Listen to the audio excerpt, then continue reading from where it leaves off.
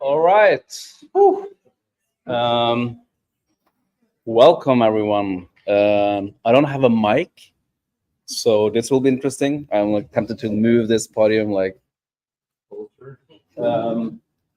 Yeah. Hi, I'm Knut. I run the developer education and community team at Sanity. Sanity is the company who's like organizing this.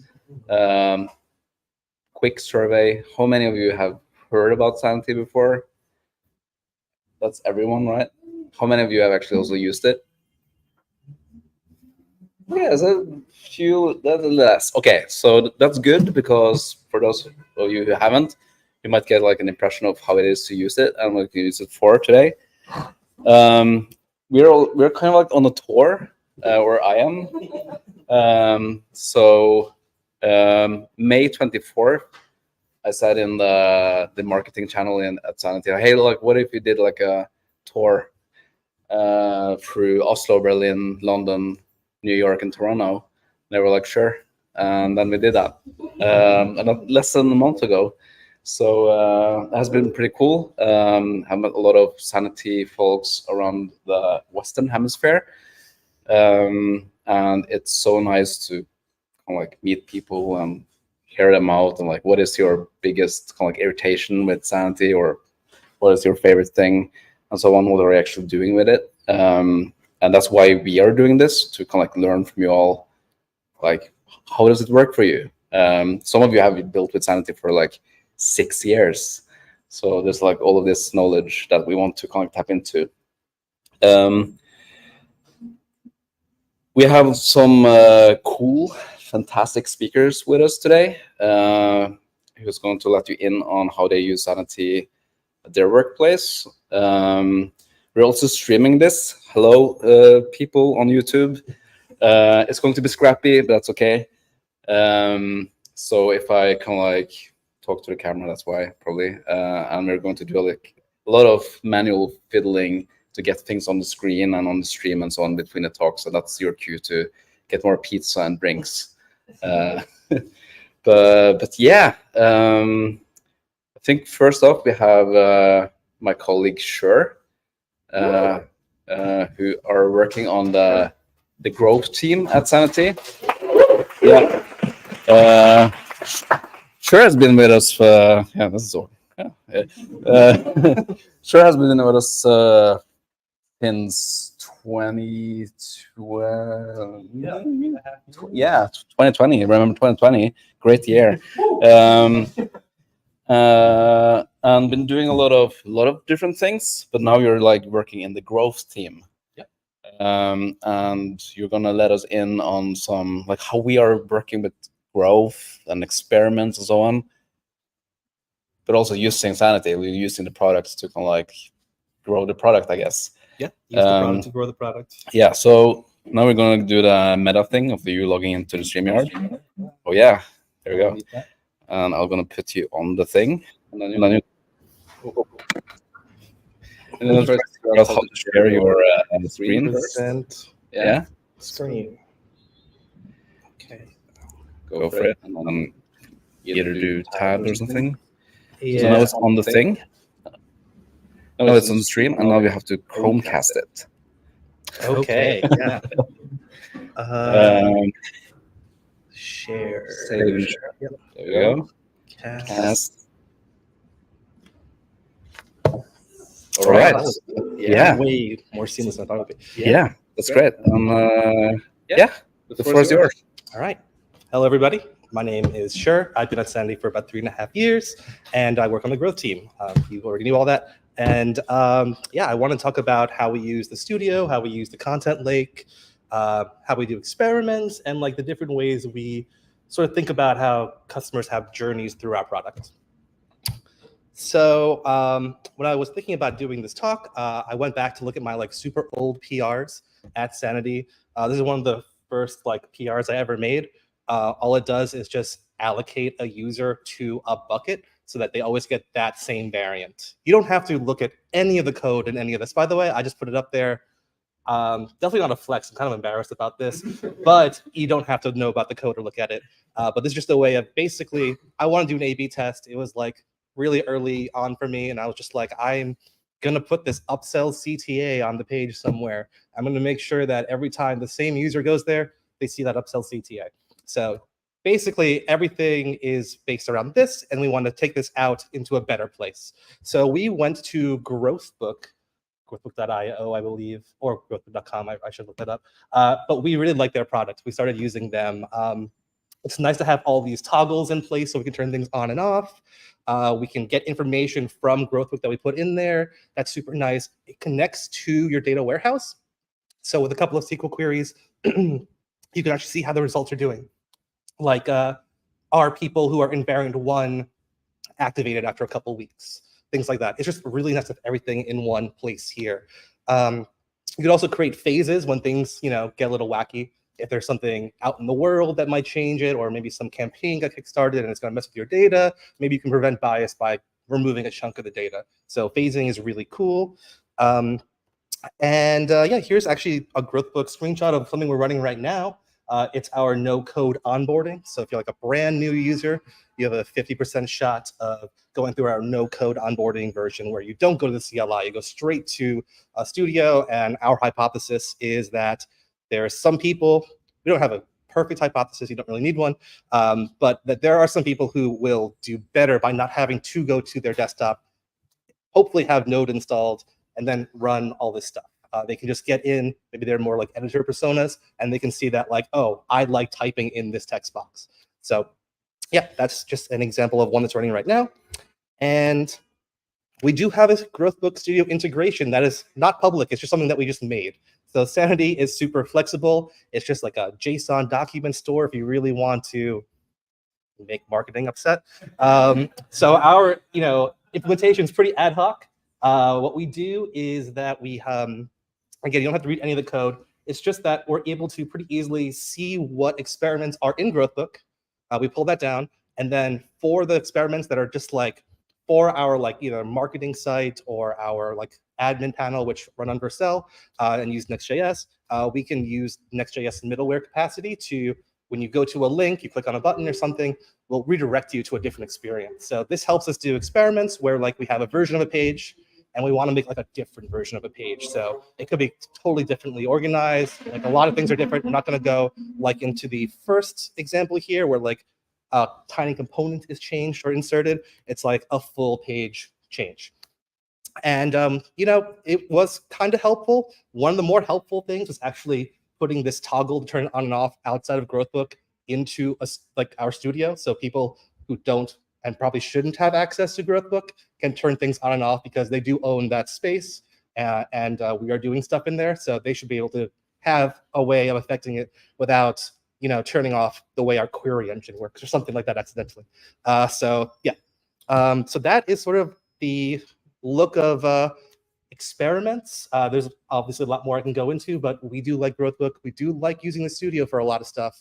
And now I want to talk about how we think about like users going through our product, stumbling across new features and learning about things, and how we kind of like try and model that and try and overlay like some personalization on that. I didn't have a good way of like doing that, and I generated a lot of the content here with pitch.com's AI generator, so I thought I'd just use what they made for like my pivot, and now we're going on to modeling and supporting journeys and personalization.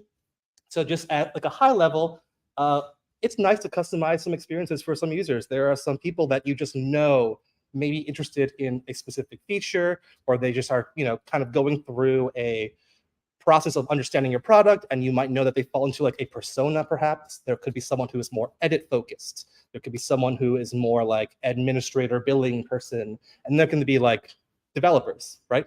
And there's various hints you can do about that, what like roles you have in the project. So as you like maybe go through the admin panel, which could be like kind of overwhelming if you're just looking for like one thing, maybe we can like show you how to like get where you need to go. And that's us guessing, but it is just like finding a way of like tailoring the product to a specific person if we know something about them. A lot of times we don't know anything about them.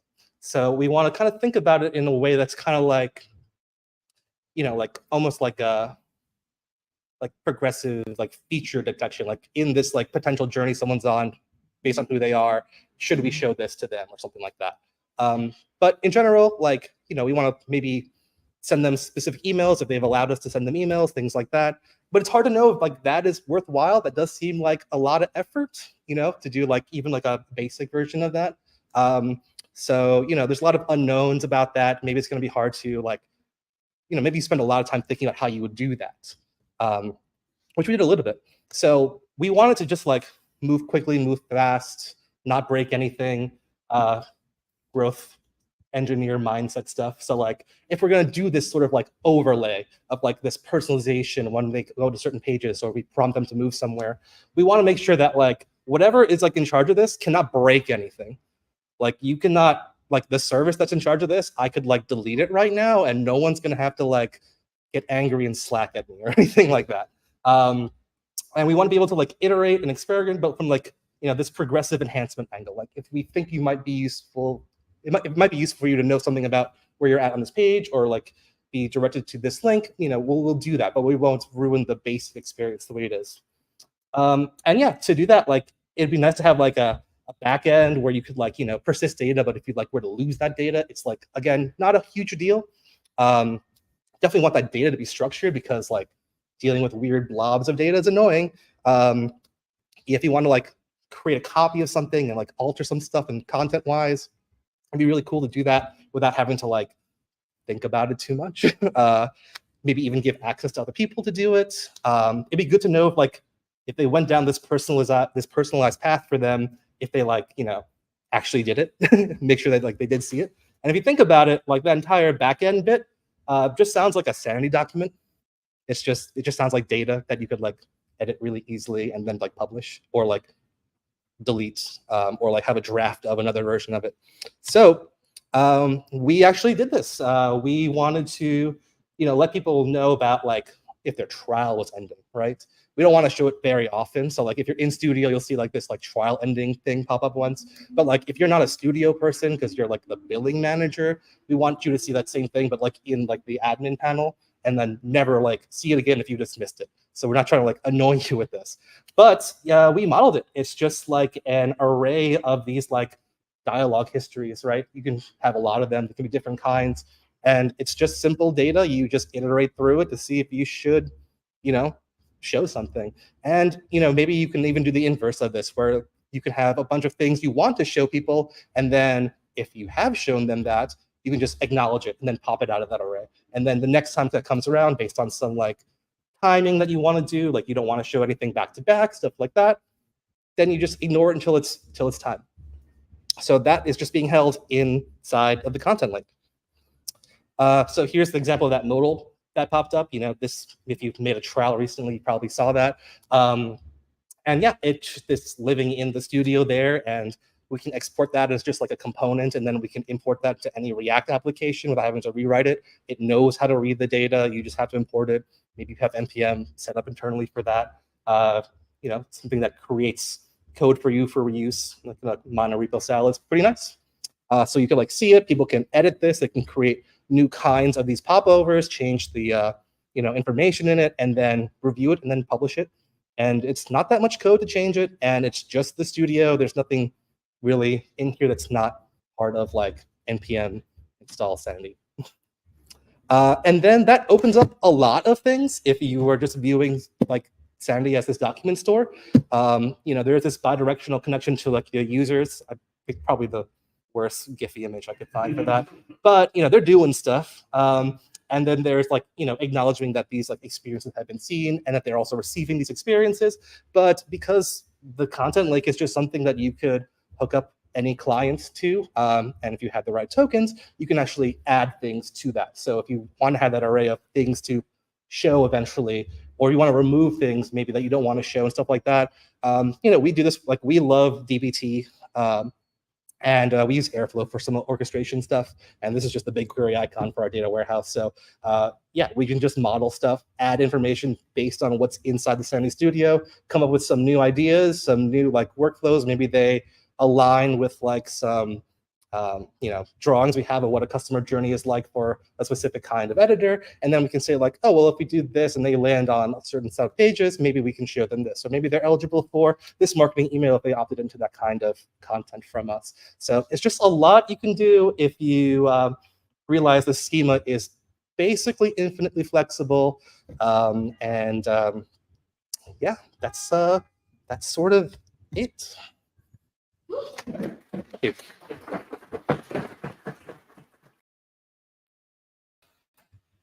Thank you. That was efficient.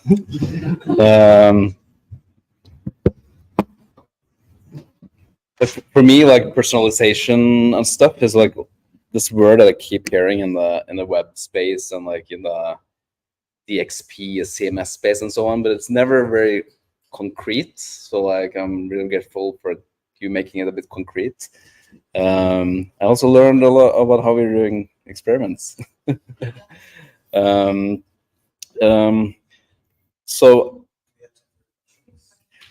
I should comment.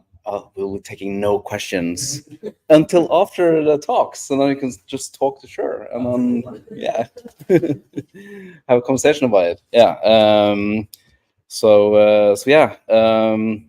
We're saving the questions for after the talks. We're just driving through this. So I work with developer education, and one of the things that I have been doing a lot is to give people examples on browser-based coding environments.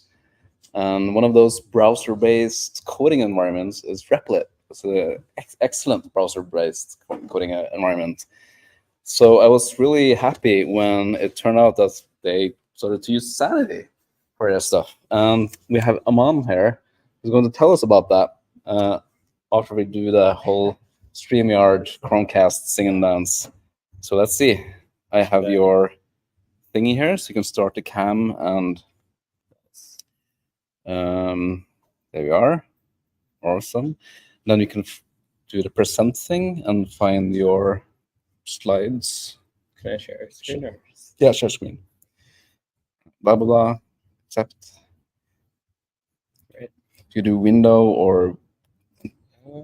Actually, let me open this. Yeah, it's fine. You can do the whole window as well. It's just I think that has some issues sometimes. Okay. So, just be easier here. 1 second. No worries. This is really cute to take pizza and drinks.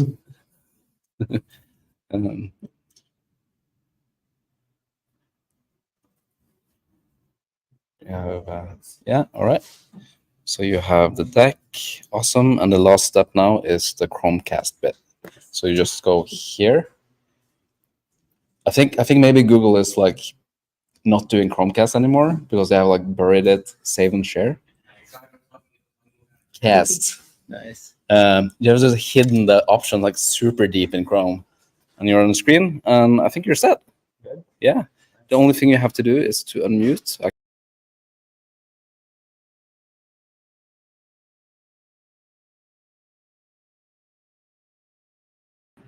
Great. There we go. Okay. Nice. We are live. All right. Thank you. Thanks for coming out, and thanks for Sanity for bringing us safe again. Yeah, you have the stream on your screen.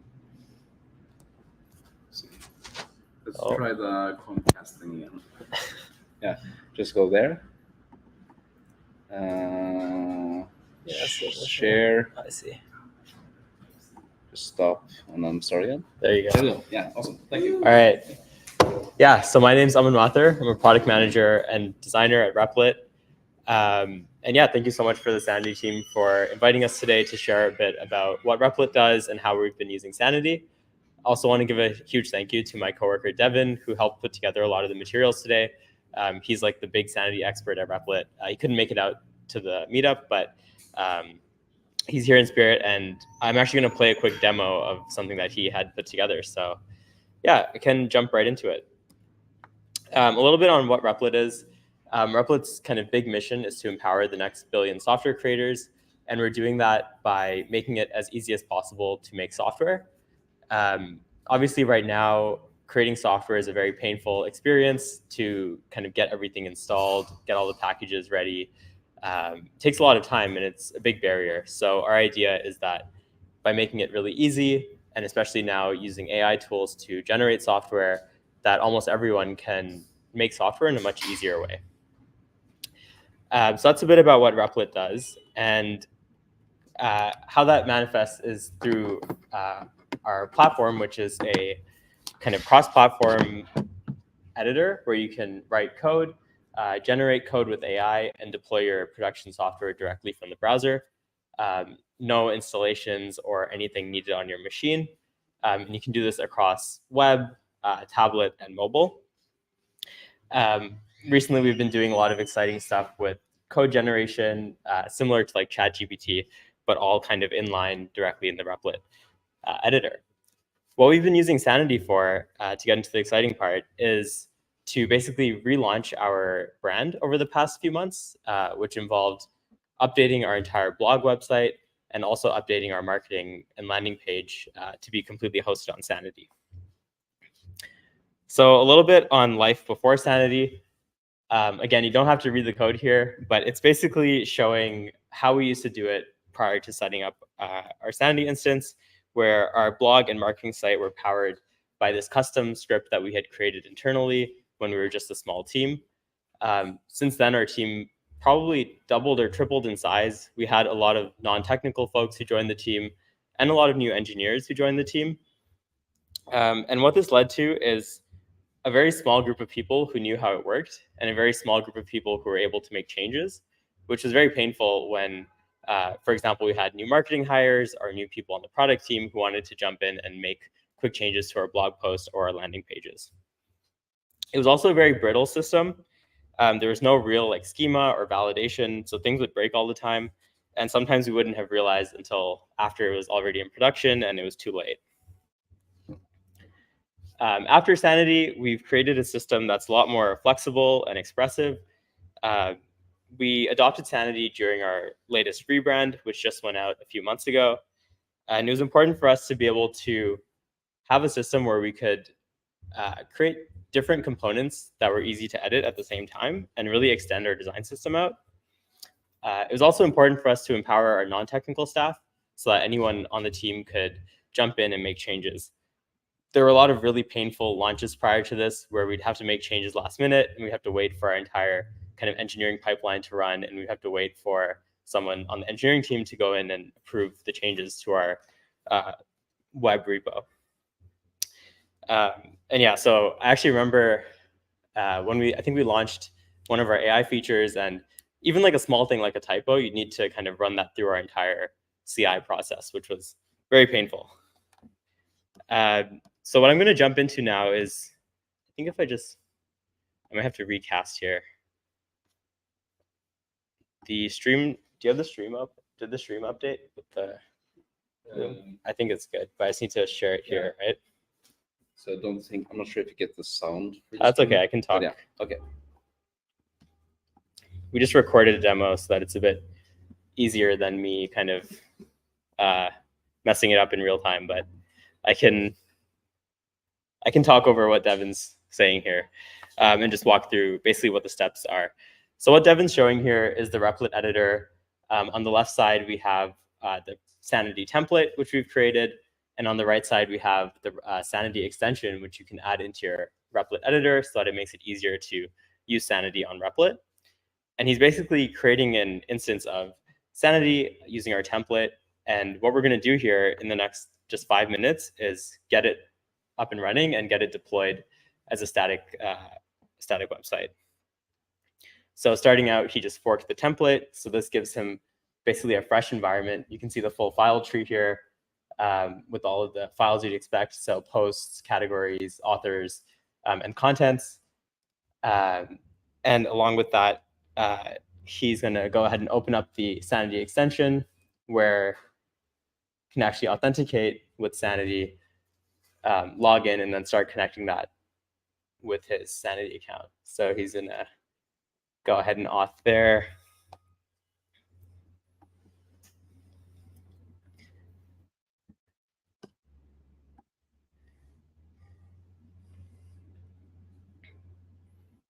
yeah, once it's logged in, he'll just be redirected back into the workspace. This next little bit is basically Devin connecting the secrets, or like the API keys and environment variables, to make sure that those are hooked up correctly. We made it really easy through the extension so that you can just press a few buttons and get everything hooked up. First thing is to select the Sanity project. So in this example, he's using the replit.com, which is like our main landing page as a project. He also selects a data set and configures some of the Sanity's core's origin. So once all of that's set, that secrets pane is actually updated with all the API keys, and he goes ahead and runs it here, running Sanity dev. And we have our web view, which shows, yeah, like the starter app basically configured and fully working. That was in 3 minutes of him originally forking the template.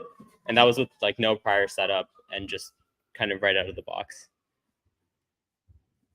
And yeah, all of that is live there with the pretty kind of basic setup. So this is basically him running the project just to test, to see how it worked and if it's all working correctly. From there, what he actually jumped to is Replit deployments, where he's able to deploy this as a static website directly on Replit. So he's just adding kind of the domain name that he'd like, choose the directory that he wants to deploy to, and then just sets the build command, which in this case is sanity build. Goes ahead and deploys. That runs through our deployment process, which I think, oh yeah, I remember he called out that he added the -y, like the Y flag here. In case you try doing it at home, you might need to do that if you run into some errors. It runs through some logs of the deployment.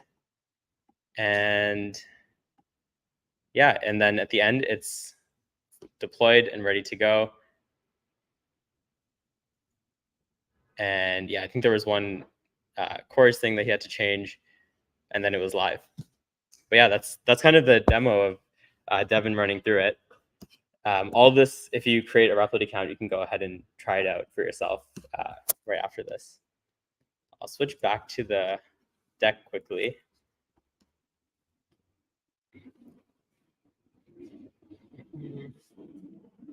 Nice. So just to run through kind of some of the examples of what I discussed and how we used it. So we basically ran through that flow ourselves twice now by setting up our blog and setting up our marketing pages. We learned quite a bit as we were going through it, which helped us make those extensions and make a lot of those tool decisions so it's easier for everyone else. When we were first starting to use Sanity, we weren't sure if we wanted to commit to it and like what it would take to basically set it up. So we started with our blog as the first piece of our external editorial content that we would move over. Devin and one of my other coworkers, Jeremy, kind of set it up, got a very simple blog running as the way to prototype. And yeah, they worked on the schema, the front end, and the design independently to move very fast. The big chunk of setting up the blog was actually migrating a lot of our old content over. So we had probably 5+ years of content on our existing blog platform. And this was all mostly in like Markdown files and some JSON files. They wrote a series of scripts to basically take that Markdown, move it into HTML, and then move it into a JSON format that was useful for Sanity. And as a part of this, also collected all the relevant materials, like authors and categories. I remember they sent out a forum like, hey, if you've written a blog post in the past, we need photos from everyone, we need authors from everyone. So we also got into a better state of just having the right kind of credits on posts, and probably things that should have been there a long time ago because of Sanity and some of the details that we wanted to include. And yeah, this was our very first Sanity Studio. This is what it looked like. It's pretty basic. We had like a Replit theme and a simple schema and a lot of room to grow.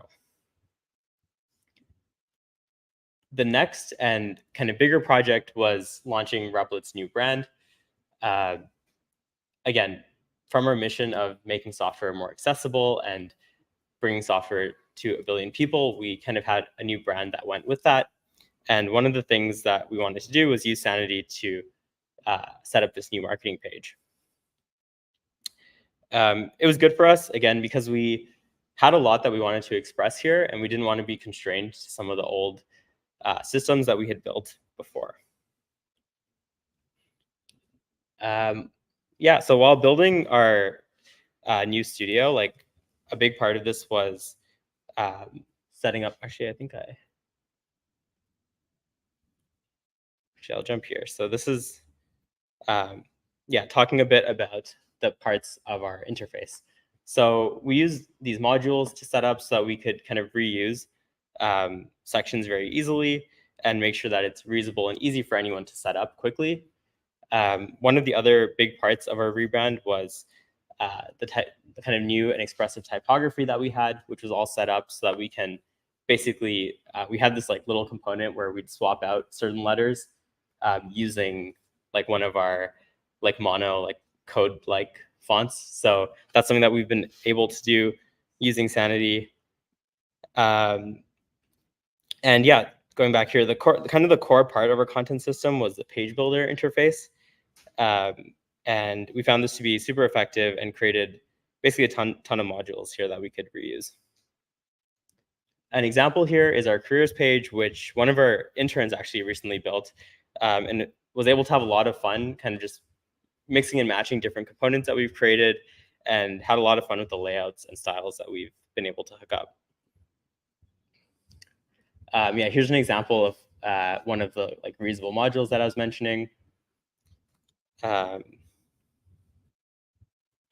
And another kind of example of how we've applied and made Sanity super useful is by creating and empowering our sales team to create their own top of funnel content. So this is for our new Replit Teams product, where anyone can, again, go in, edit the copy.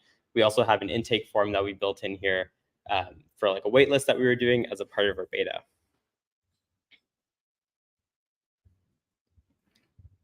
And yeah, a big part of our push to make it easier to use was setting up this live preview so that you can basically test visual changes easily before pushing to production. And Devin, who I mentioned earlier, also created this amazing operator's manual so that anyone on the team who has a question like, oh, what is Sanity, can jump in, learn about how it works, learn where the pages are hosted, and understand how they can start making edits themselves. And yeah, just quick kind of life after Sanity. Overall, we're really glad that we decided to move over. Glad that we put the work in. There's a lot of, I'd say, work up front in the migration and getting stuff set up. But in the end, it allows us to ship a much higher quality, much more structured and robust system. It's also faster, a lot less frustration. And it allows us kind of our mission of making software accessible to all. It didn't make sense before where only a few at the company could make this software. So it made it a lot easier for us to basically do as we say and follow our own mission. And yeah, just quickly before I wrap up, just a couple of links if you guys want to try it out yourself. First off is the Sanity on Replit template. So this is what Devin forked at the beginning of the demo to start using the Replit template. Next is the extension, which allows you to quickly pull in the secrets and the API keys. And finally is our Replit Teams beta, which is the product that Devin did all of this in on Replit. And yeah, that's it for me. Thank you.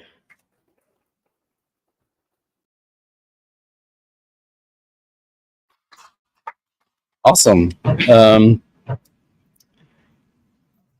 I always like the stories that is about, oh, we pushed a lot of spell corrections to Git, and now we don't have to do that. Painful. Yeah. A lot of painful launch days that are now a little bit better. But like, what I also like is that, like, we are like a fairly technical product. Like, there's a lot of code examples on the screen and so on. But like, the whole reason for that code is to make great experiences for the content team, kind of. And we think that we can't kind of like design a content dashboard that fits everyone, and that's like impossible. So we're trying to give you the tools to do stuff like you did. I also love it when I see like the little logo on the top of the studio. But yeah, another thing you did was to think about how to like make page builders and structured content and so on, which brings us to our next speaker. Like I think I started using Next in 2016 or something. Did my first Next and Sanity site in May 2017. Back when the company that Matt works for was called Site with big letters. Now. With capital. Yeah, and there was Now, and you could deploy a Docker image on Now, and then we couldn't, and then people got angry, but no one remembers that anymore. But Matt has worked a lot with thinking about like how to do content-driven sites on Next, and how to kind of like think about design systems and structured content. And we're going to talk about that now. And now we're going to do the song and dance of getting on StreamYard and Chromecast. Okay. Let's see. So what do I need to do here? So I have slides and the browser. Yes. Okay. We're figuring out. First, to go to StreamYard. Forget about AirPlay. Okay. Yeah. First, to go in the Chrome browser and open the link to in the email. Oh, I got an email? You got an email? Yeah. Okay. Yeah. There we go. That's the top one. There. It looks like a marketing email. I know. This one? Yeah. Now you go into there. And just allow. Okay.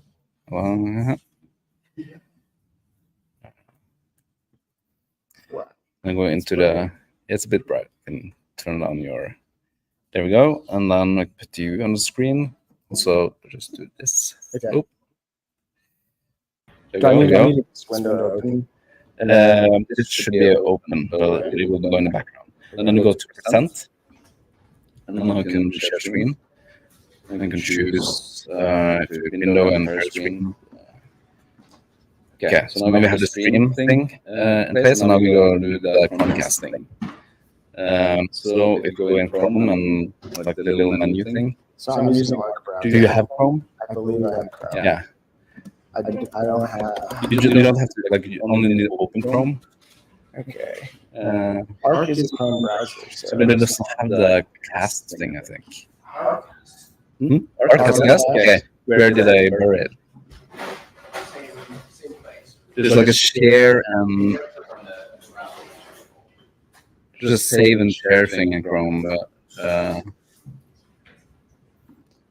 we have a Arc expert in the building. Should all be using Arc. We're using Arc. Oh, there we go. Okay, cool. Oh, Right here. awesome. Good. And that's go back. Yeah, and then do the thing again. Cast, sources, screen, stop, and start. All right. I think we're good here. Yeah. Okay. All right. Thank you. Yes. So I'm Matt Lewis. I'm from Vercel. We're the creators and maintainers of Next.js. And we also allow front-end developers to create at the moment of inspiration, is what we like to say. So about a month ago at our conference, we led a workshop building content-driven websites. And this is the short version of it. So we're going to build a stunning content-driven website. And I like to put the word stunning in there because it's not just about your content, but it's about the design. It's about your engineering team making the user experience something that you want to work with. And then it also is the content at the end of the day, what you're trying to show people. So we're going to learn, what is a content-driven website, how to develop one, and then hopefully you'll all be able to leave with what you learned and take the template and go play around with Next.js, Vercel, and Sanity. So first of all, what is a content-driven website? In today's world, we have web applications, we have news websites, we have all these different applications on the web. But content driven are the ones where you're going for information. You're going to a news website to read about something. You're going to reddit.com to look up your next hobby and learn about it and find a community. For today's talk, we're going to kind of ignore the social media of like self-published content, but more of the publishers of the world of Washington Post and alike.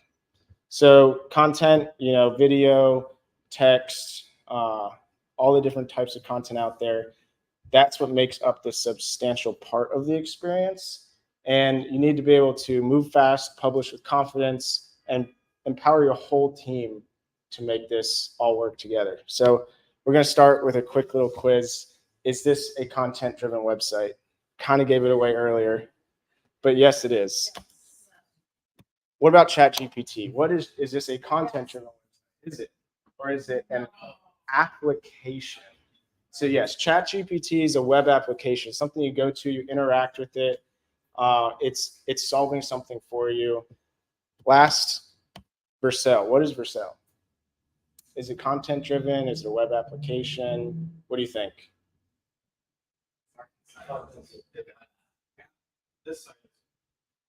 The doc site, exactly. So it's a bit of both.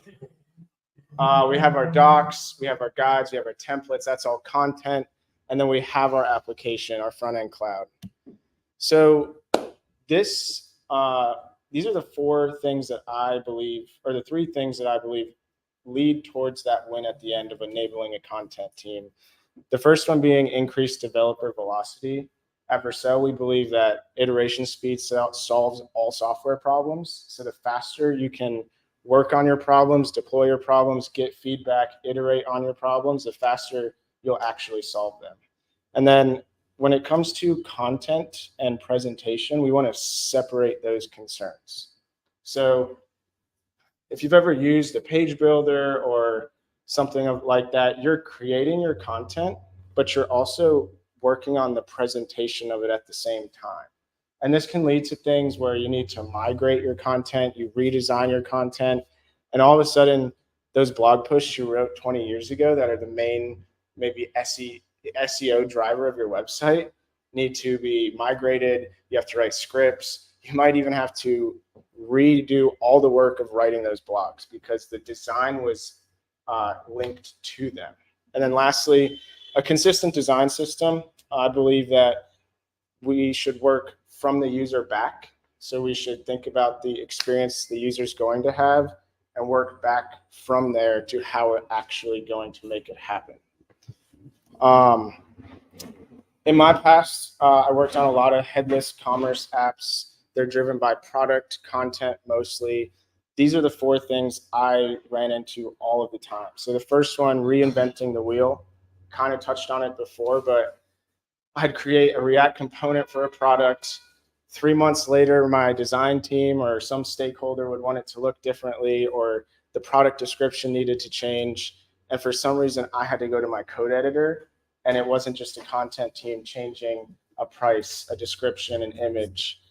We're going to solve that with a structured design system. So that's what Sanity provides with what I'm calling a structured design primitive.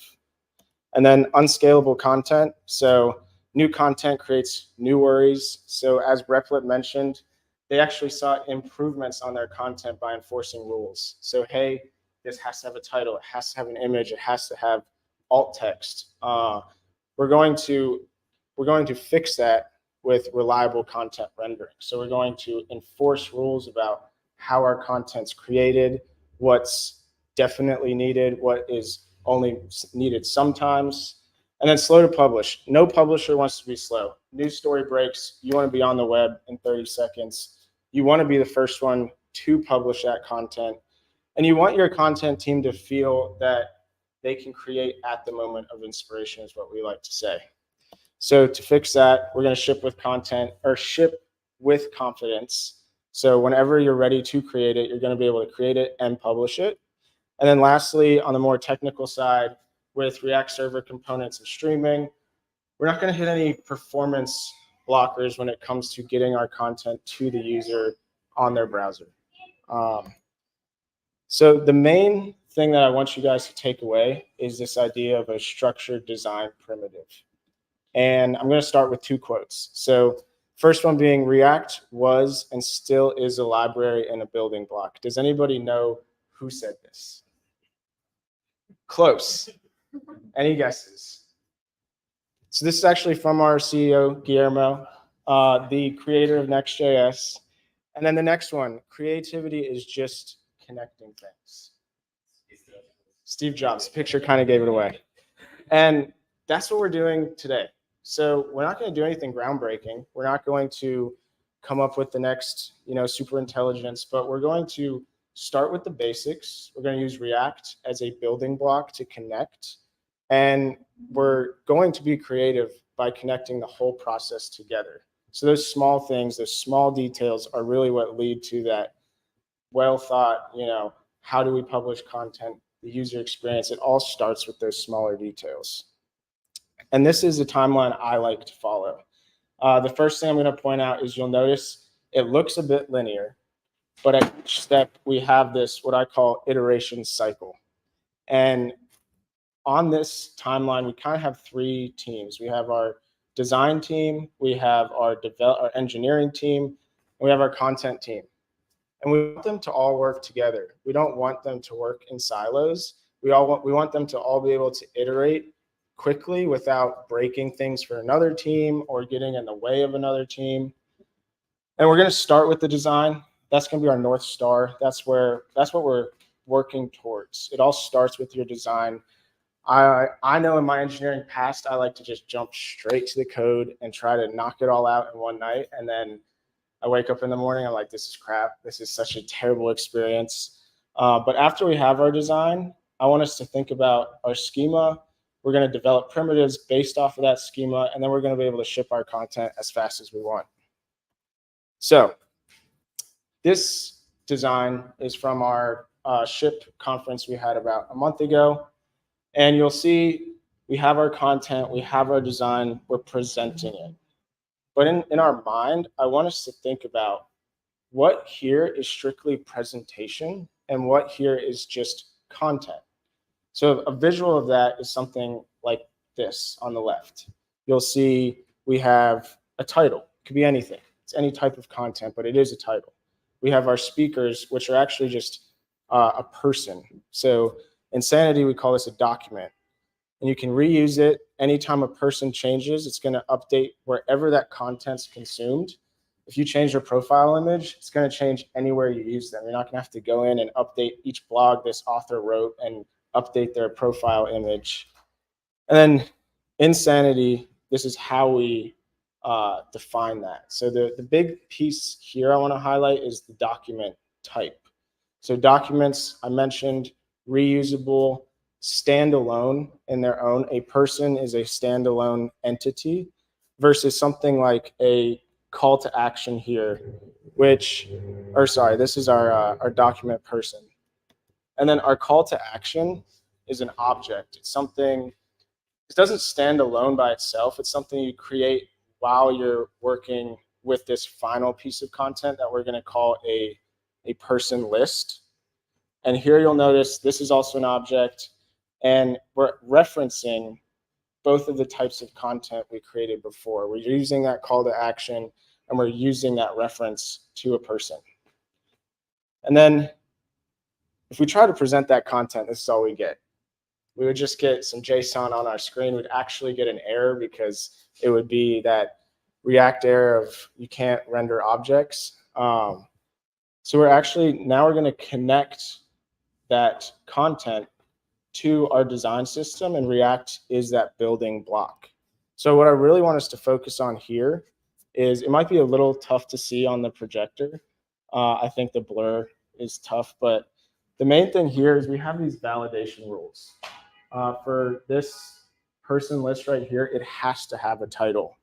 And so you're defining in the code to your content team what they have to provide you. And then also in our person, we're saying you must provide us with a first name, you must provide us with the last name, but you know what, that username, You don't always have to give it to us. And what this does for your developer is on the right, we have our React code, and you'll notice, I know I'm going to have a first name. I know I'm going to have a last name when I'm writing this code. But hey, when it comes to my username, I do need to check to make sure that exists. And if we take it a step back, and our design is where we really defined all of this. So we're enforcing our design through our code. There's no way to break our design system. Our content team can't come in here and say, I want to put a middle name. You can't put it in.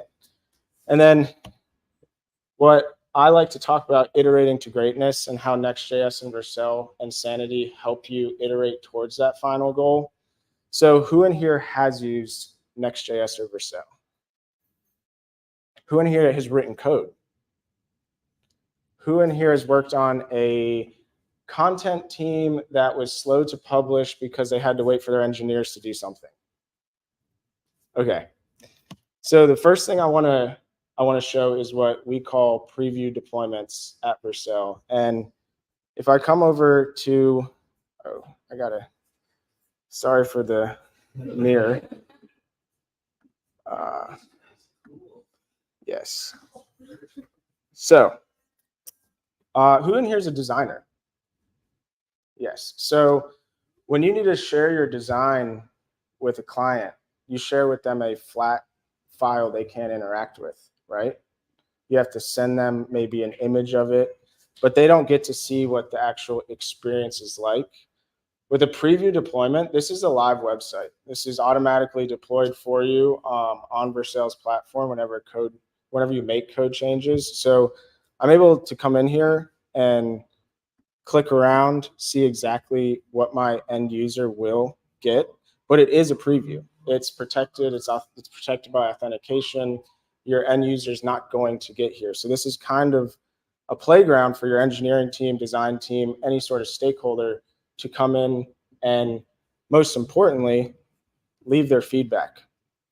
And feedback's a gift. Feedback is a gift, but sometimes it's siloed to teams. You can imagine your design team has their feedback session, your engineering team has theirs.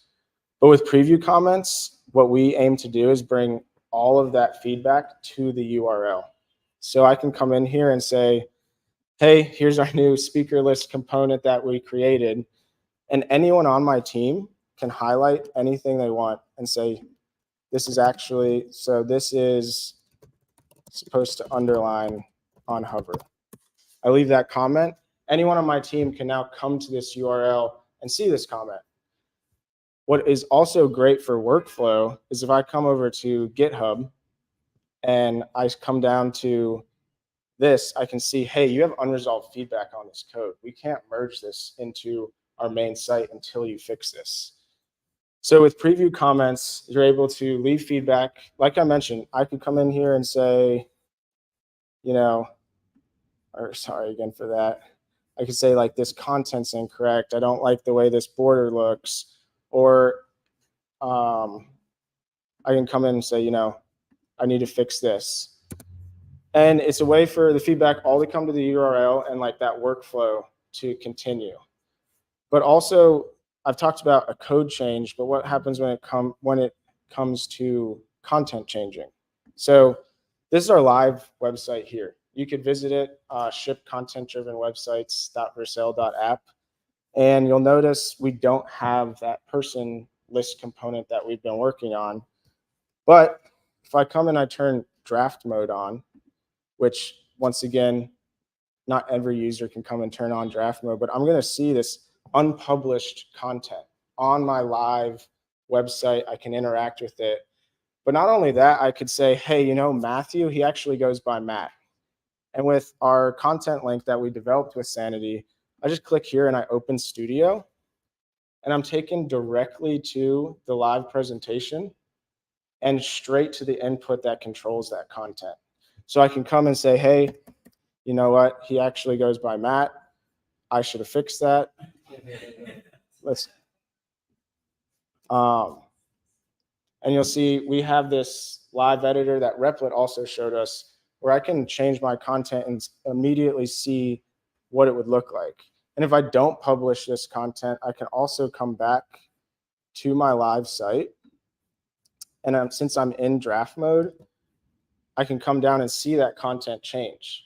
So you can imagine all your team coming to your live website where all of the feedback is happening here, but also being able to really get a true demo of the experience the user is going to get. And so that was preview comments and content link and draft mode. And like I mentioned, this really helps you like publish with confidence. You have a blog going out, you can send a URL. What we do, we send a URL to our company Slack. Hey guys, go check out this blog. It's unpublished. Let us know if you have any feedback, spelling errors, grammar, whatever it is. And then without publishing it, I get that full experience on the website. And then with the presentation tool from Sanity, like I mentioned, real easy workflow. Come turn draft mode on, click on the content I want to change, straight into Sanity without like breaking flow or anything like that. And I'm editing content, I'm publishing content. So that was a quick demo of Vercel, Next.js, and Sanity. I can't take any questions yet, but I will be here if you do have any questions. So thank you guys.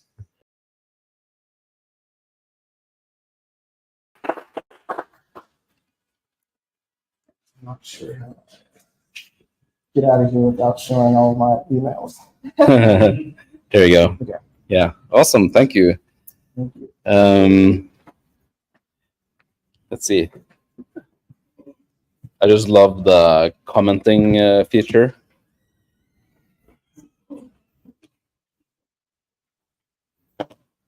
Ooh. All right. Last talk. And now I'm gonna do the song and dance. Let's see.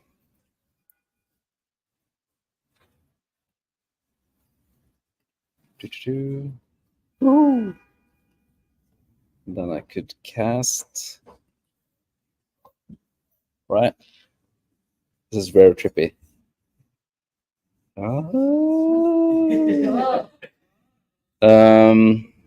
Right. So when I'm out and about, oh, you're not seeing what I'm seeing. Interesting. There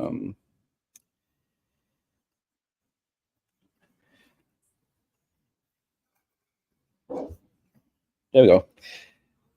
When I'm out and about and talk to people who have used Sanity for 6 years, whatever, I'm very often surprised by all the things they haven't heard that we have done lately. I maybe shouldn't be surprised, actually. There's so much noise out there and emails coming in your inbox that you don't read. I have my name on a few of them. So we thought we should just tell you what we have been up to for the last 6 months. So this is going to be like 96 slides. So I hope you don't have plans. Try to go through them quickly. But yeah, we're kind of like doing a lot of things, and we're kind of proud of it. So we want to tell you about it, and maybe it's also useful. And you can say, "Oh, I didn't know you had that. That's useful." And everything is great. So yeah, let me just go into it. So yeah, I also have Cap with me. It's going to do like a little demo in a bit, and that's me. And we don't care. And then I'm going to talk about studio releases, and this is going to be chronologically. So we're going to go all the way back around like the holidays, Christmas time, and I'm going to talk about studio localization. This got like big wows in Europe. They're really into localization. This means that you can get your studio in your language or your team's language or all the languages. And you can also submit like, hey, can we get the studio localized to, I don't know, French Canadian instead of like French France or something. Yeah. So the studio UI is localized now. You can request new locales, and when you do that, we will make like a first pass using artificial intelligence, which is like a new technology that came out last year. And then we also have maintainers who are actually like speaking the language that can like see if the AI dreamt up something that doesn't make sense. So it's kind of like human reviewed. And I think you have like 29 locales by now that you can like use in your studio, or you can make your own locales as well. So like here I made like a Gen Z locale. You can make like a Klingon thing, whatever. It's pretty fun. And we also made it possible for plugins to be localized and so on. So like everything can be localized. Cool thing. There's been like a bit of talk about like validation. Like we should like make the title required, so like the developers can rely on it being there. And that's great for the studio user experience. But if you have like a data set with like 10,000 documents, and you know that you want to check like, are they valid? Do we actually have the title across all of these documents? Because we just recently added that validation rule. You can now use the CLI to kind of like validate your whole data set using the rules you have. So here's like an example of 40,000 documents where we check the validation status. It's a video. Yeah, there we go. Looks like it was recorded in the 1970s or something. But so yeah, this is an example of going through 40,000 documents and like finding a lot of valid things, but also a lot of errors and warnings. 1,000 warnings. Like imagine having to click through all the documents to find all of those 5,000 warnings. Not fun. And this would also like produce an actual list with, as you see, and also an awkward ad. YouTube, thank you. But you have like a list of where these things are, blah, blah, blah. Okay. Comments, we all talked about comments, but like you can also comment on things in the studio. It's on by default. It's great. Like content is very often collaborative. So it's nice to be able to say like, hey, this title is great, or have you completed this course yet? We also, we also changed one of the tools in the studio. It was called Desk Tool before. Now it's called Structure Tool. That might be a bit of code that you have to change in your project. We now have a code mod that kind of like takes that code and changes for you, so you can like save those minutes. You can also deploy GraphQL with Union Cache, so it's like 95% faster in the cases you have like complex fields. Great, like if you know, you know, I guess. You can also deprecate fields. Like a content model will also often evolve as your project matures. So it's nice to say like, this field, we don't use it anymore. It's there, there's content there that we made in the past times. But like now we shouldn't be using that anymore. And you can also give the reason and like where to go, like what should you use instead. You can, this is very important. You can also react with emojis on comments, because like there's only that much words can do. We also refreshed the studio with new design. We tried to remove a lot of the visual noise. We tried to set up for future kind of like features and improvements, make like better visual hierarchy and so on. This is like a huge one. When your content model changes, because it always does, like you might want to change your content with it. So we made like tooling for developers to make it like less hard, maybe even easy in some cases, to kind of like do those jobs and do them in a way that you can be confident that you're not messing it up. Like imagine migrating 40,000 documents the wrong way. You don't want to do that.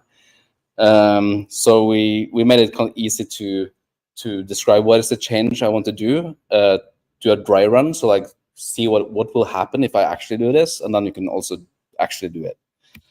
You can also validate if your schema, like that is like how you have coded your content model, if it's valid or if you have like some errors in it. AI Assist, which is like the AI integration in Sanity Studio, got some upgrades. Now it can do translations for you. So if you have multiple languages for your content, you can kind of do often. It's fine for like a first pass. Again, it's not always perfect, but like if you kind of like want to set it up and then just edit it, it's pretty great. Whew.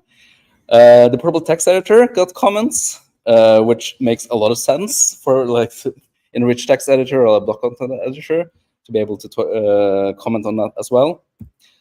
And then we also added search weights and doc actions. This is like pretty gnarly stuff, but like when you have like the document list, you can kind of like say that things like this should kind of like mean way more, way less. I don't know, like how does things float to the top? But yeah, like I'm more interested in the name match than other matches in the offer document, for example. And then you can also put stuff up in this menu if you want to. That's great. We also moved the user settings from like the browser window to the server. So like if you choose dark mode on your home computer and you go to your work computer and you log into the studio, you'll still have dark mode and your saved searches and all of that stuff. Type gen, this was like in April 27th, 2020, Mickey here had like a huge concern.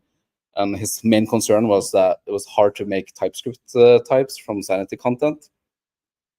That was like a subtle joke.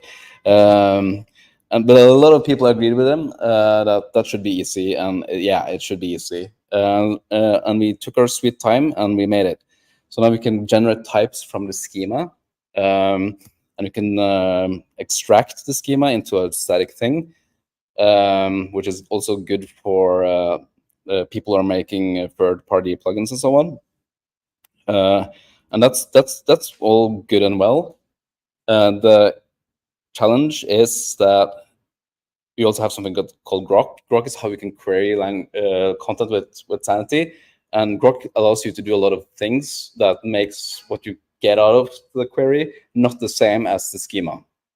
So you can say, I want to query the title of the blog post, but I want to call it blog title, so it kind of changes the name, and that can cause a little bit of headache for developers, but not anymore, because now the type gen will kind of like fix that.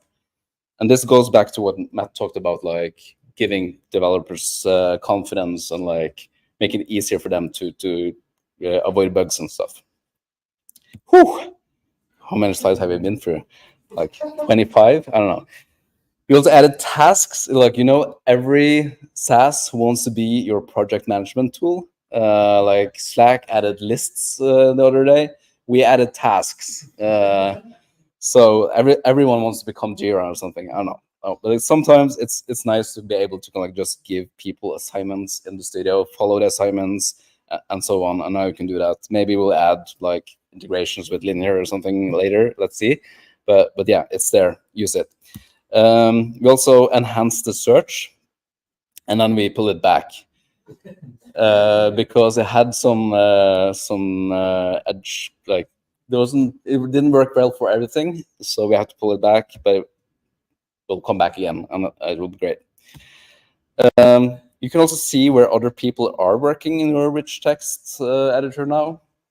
Like Sanity has always been collaborative in real time, but it took a bit of time to like make this happen, so you can actually see where people are, not just having changes magically appear in front of you.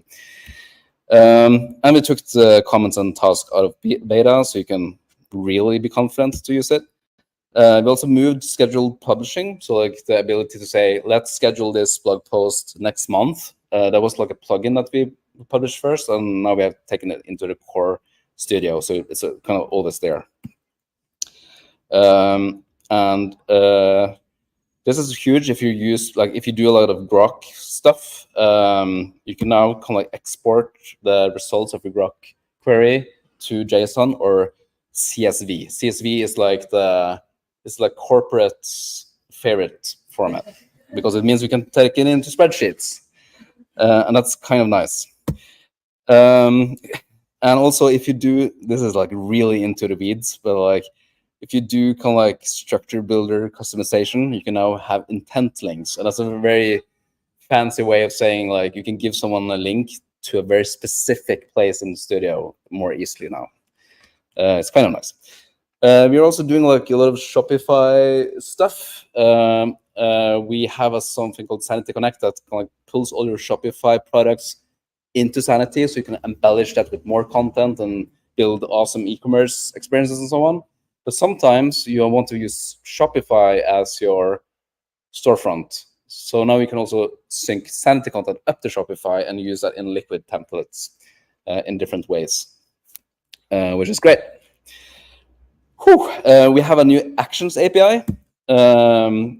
We have always had like a pretty capable mutations API, so like a way for developers to say like, change that little thing in this document. What was kind of like a bit gnarly was to publish and unpublish documents with this API. Like you have to do like a lot of logic, and now we have made an abstraction that makes it just easier to like just publish this document with these changes and so on. This is a huge one. Like we saw the page builder from Replit and so on, and this shipped on Tuesday actually. Now you can, if you have like a lot of blocks in your rating, you can now search these blocks. You can group them into meaningful groups, and you can also add kind of like small previews to have like a visual representation of what is this block about and stuff. And this is like part of our effort to make those page building cases a bit easier to work with in the studio, as long as you keep to the structured content ethos, of course. And it kind of looks like this. Fun fact, this is produced by AI. So I took a screenshot like of our studio, like the list of blocks, and then I gave it to ChatGPT and like make like group these into meaningful things. And then I gave it an example of like how the code looked like, and then I came back with this, and that worked. That was pretty cool. Anyways, we changed our pricing, and now we're giving you a free trial on all new projects for the growth plan, which has a lot of these features and add-ons and so on. If you're curious, talk to Sher or Nick. What Nick doesn't want me to tell you is that you can have as many of these free trials as you want for now, right? I don't know. I don't think we have plans to remove it, but this is great if you want to get like the buy-in from a customer, like and really show them the different features. Like you can do that for 30 days and make the sell basically, or like see if this actually does it for you. And this is the box, which sure works on never showing you again if you say got it. Yeah. Sometimes I say got it, and then I'm like, oh no, I actually wanted to. It's just like, how do we get it back? I don't know. Make a new product. Yeah. We also launched something called Sanity Learn, which is a new learning platform. We built it on Sanity, and I'm sorry, Matt, Remix. Like, we have to have some diversity, right? But it is deployed on Vercel, so it's okay, right? But this is we're making kind of like let's take your hand and guide you through how to get up and running with Sanity in different ways. Either it's going like from a project management point of view, or more like a developer hands-on point of view. And all of this leads up to our also new developer certification. I was very relieved when I took the exam on Tuesday that I was actually certified. It was super weird to take that exam, but okay. So yeah, this is available for agency partners for now, and then we are going to roll it out for like everyone later this fall. It's a bit bare bones now. It's a bit boring, but it will be more exciting in a bit. Whew, are we ready, Cap? We also launched a completely new product. It's not just like Content Lake and Studio anymore. There's something called Sanity Create. And I think we're just gonna start with a demo. And we have like all the things here. Yeah, and it's here. Yeah. Oh, perfect. Yeah, that's exactly what I need. So this isn't my computer, so if the mouse runs really quick, my mouse speeds are different. But yeah, so Sanity Create. So when we're creating stuff, when we're writing stuff, we always like have our specific platform or place that we write. Right now, I'm big in writing in Notion. How do I sort? I think it's 4. Oh, 4. Yeah. So this is usually what my setup looks like when I'm writing. All my notes are like on the left side, and my empty space where I'm just writing or creating is on the right. So usually we'll have like outlines and our links and like things that we want to make sure that goes in. And sometimes you put your content underneath that. So you're like going up, you're getting your notes, and then you're coming back down and you're writing. Or sometimes you will take this entire thing and go to ChatGPT and say, oh yeah. it's Norwegian keyboard. it's a Norwegian keyboard. Oh my gosh. No capitalization, sorry. I need to write a blog post. Here are my notes. Oh gosh. Enter. Wait, how do I do shift enter? Like I don't want to enter. There, okay. And then you can like put in a bunch of notes and then write a first draft. And you put into ChatGPT and it gets all your notes and it kind of like writes up a full like blog post for you.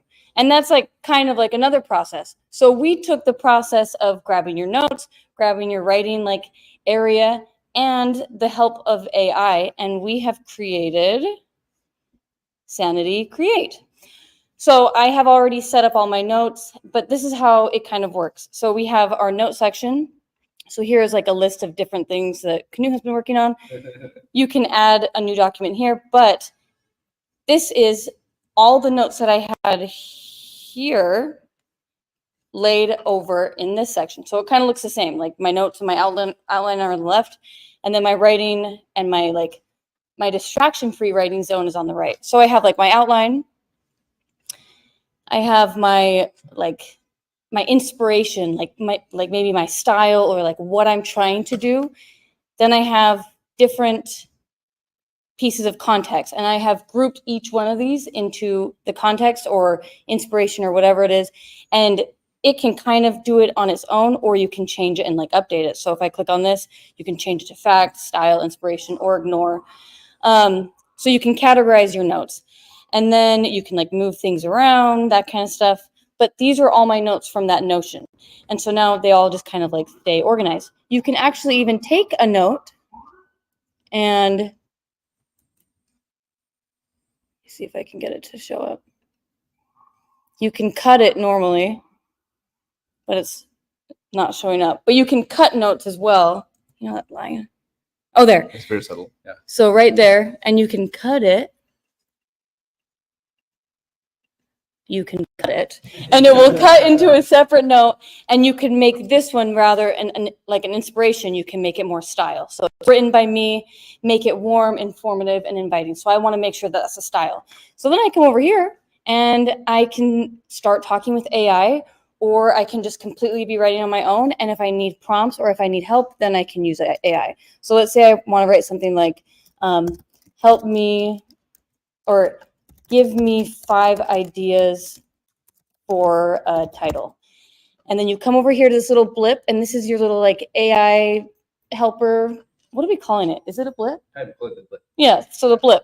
So it can ghostwrite for you or run as instruction. So run as instruction is you're telling it to do something, and it will do it. So we're going to run this as instruction, and it's going to do its thing. And it's going to look at my notes. It's going to look at my like writing style, my name, and it's going to give me 5 ideas for a title. So you can look at it, and let's see, we'll do the Sanity Roundup. So we'll apply this, and I'm going to take this title, put it in, and I don't need any of the other titles, so I'm just going to actually like delete this. And now I'm back to my distraction-free zone. So then I can start writing, and now I have like an intro that I need to write. Like welcome to the Sanity Community Roundup. And say I get like stuck here, and I'm like, I just need a little inspiration from AI. I'm going to come over here to this blip, and I'm going to ghostwrite. And it will continue writing for you. So this isn't So it takes you become copy editor in like a chat GPT environment to more, you are still the writer, but getting a little bit of motivation when you have like a little stuck moment. And it will write for you. And if you like this, and you just hit tab and it keeps going, and you can let it like doing its thing. But this is our new like distraction-free content creation. The idea for it in the next well, actually, I don't know when, but the hope is that we can get this directly into your studio, so you can take this blog post or any of this copy and put it directly in your studio. That is coming in the future. But for now, yeah, gather your notes, gather your writing style, and use this distraction-free like Sanity Create writing tool that we have created. And that is the tool. Yeah, and also collaborative. You can be more people, and you can share kind of like the documents and so on. And you can also make templates, so like you can have like a set of notes that you can start with every time. And as Cap said, it was actually the first thing we made was like the thing that can look at this text and map it directly to your content model in the studio. So what we're kind of like working on now is just making that user friendly, because like it's not an established UX pattern, as far as I know. All right. Yeah, these were new things, but like you just got, we have links now. We didn't ship with links. And also the collaborative stuff. Whew.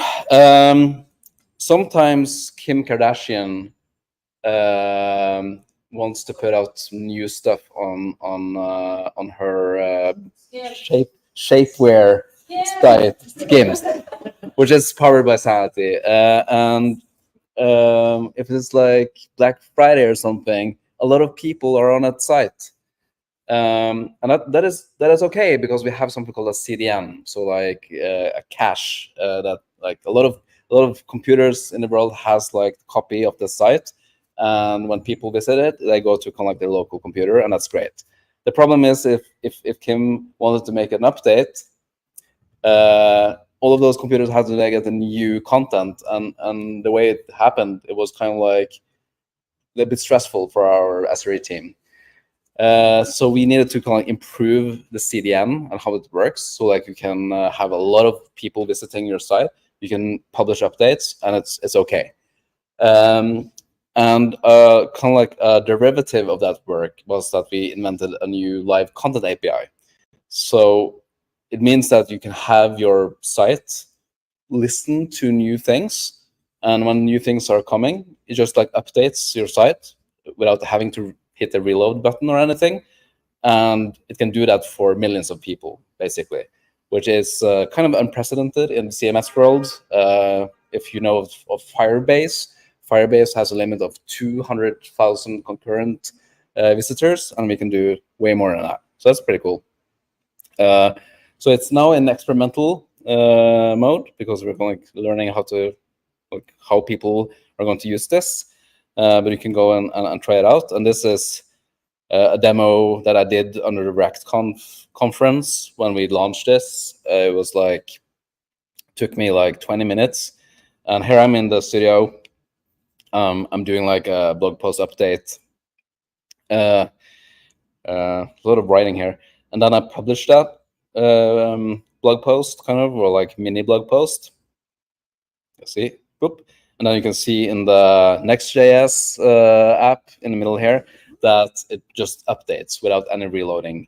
And you can't really see the code pretty well here, but it's like 2-3 lines of code to get that up and working through our next Sanity tooling. So it's a pretty kind of neat API, easy to use as well.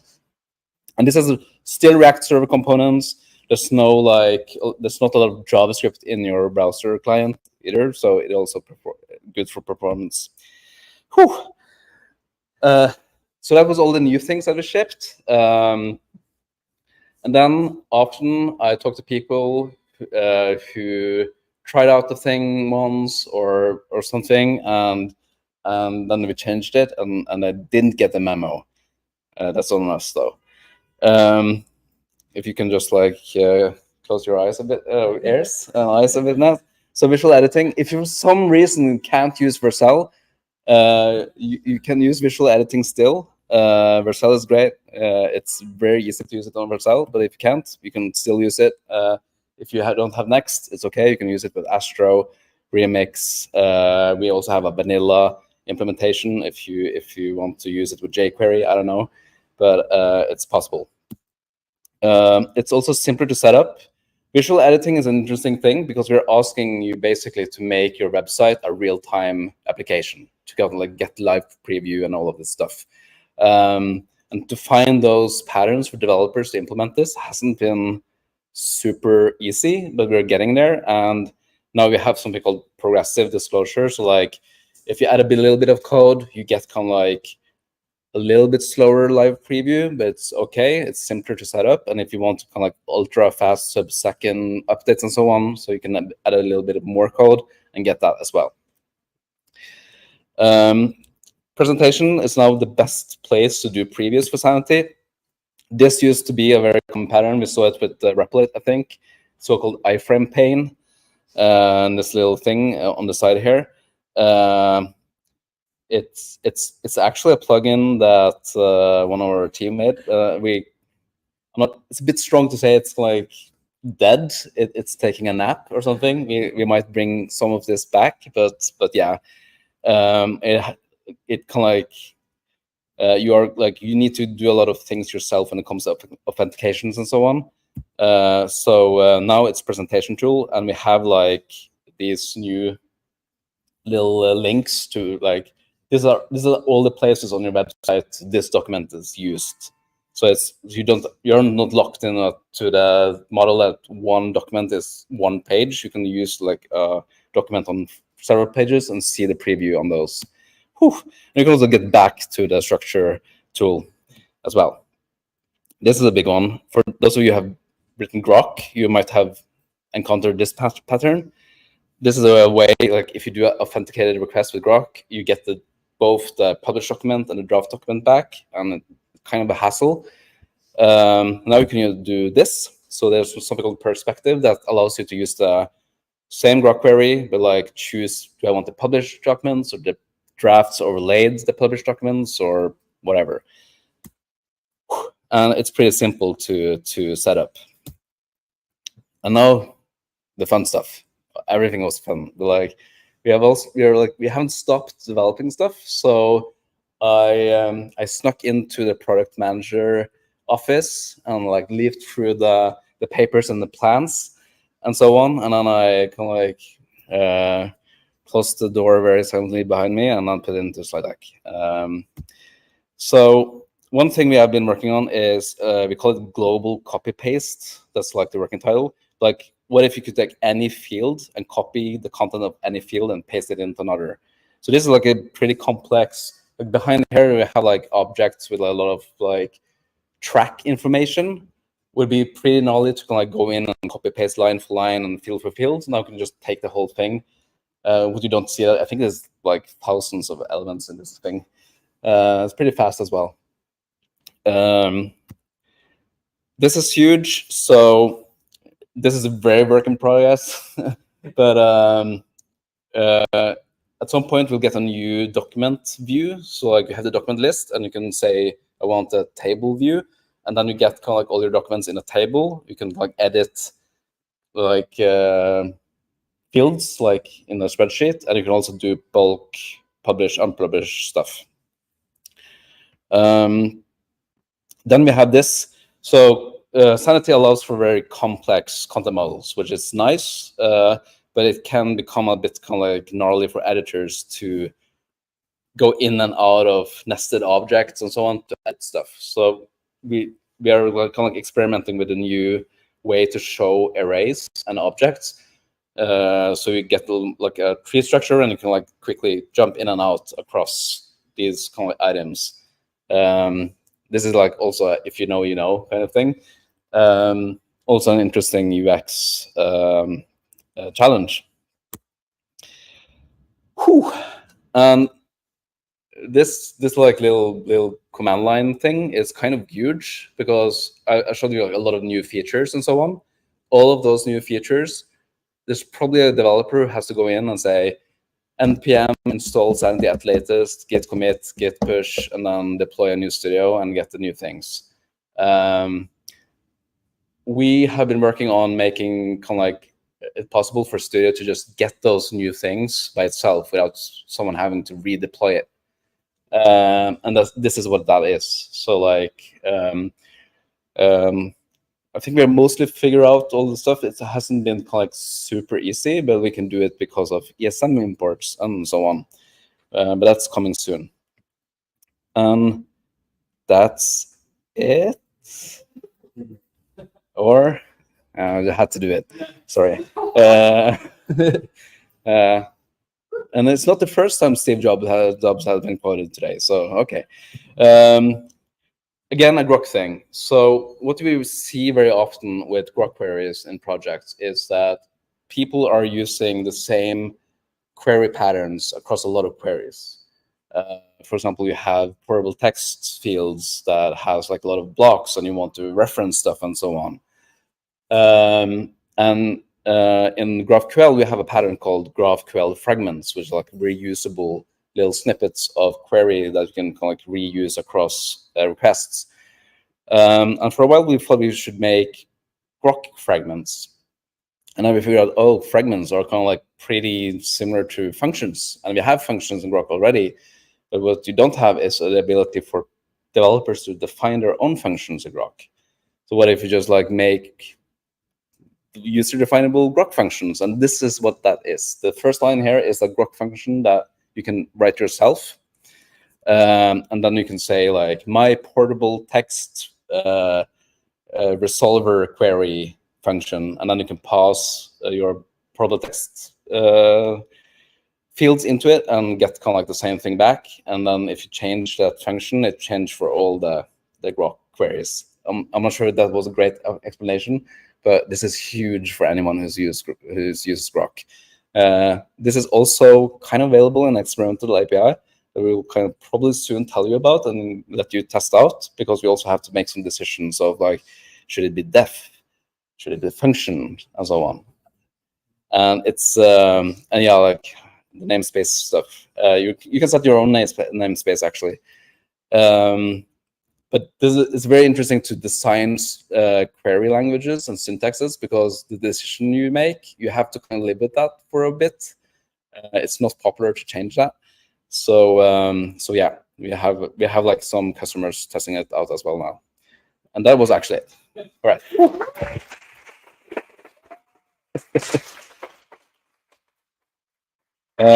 Yeah.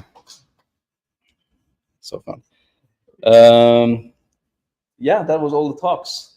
Thanks for the patience.